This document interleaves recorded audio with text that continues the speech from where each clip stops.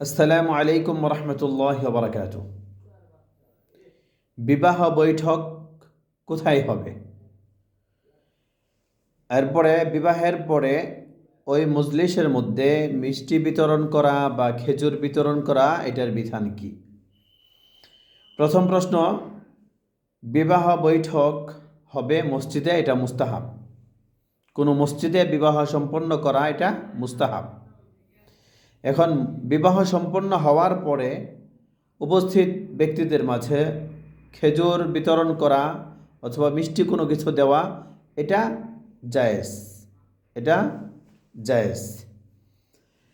খেজুর ছিটানো, ছিটিয়ে ছিটিয়ে খেজুর দেওয়া এটা সুন্নত নয়। জায়েজ আছে, তবে এটা সুন্নত নয়। আর কোনো মসজিদের মধ্যে যদি বিবাহ সম্পন্ন হয়, সেই মসজিদের মধ্যে খেজুর ছিটানো মসজিদের আদব পরিপন্থী। তাই মসজিদের মধ্যে খেজুর ছিটিয়ে দেব না, বরং হাতে হাতে, যেটাকে আমরা বন্টন বলি, হাতে হাতে খেজুর দিয়ে দেব। মৌলানা আশরাফ আলী থানভী রহিমাহুল্লাহ বলেছেন, হাতে হাতে বন্টন করে খেজুর দেওয়া অথবা মিষ্টি কিছু দেওয়া এটাই উত্তম।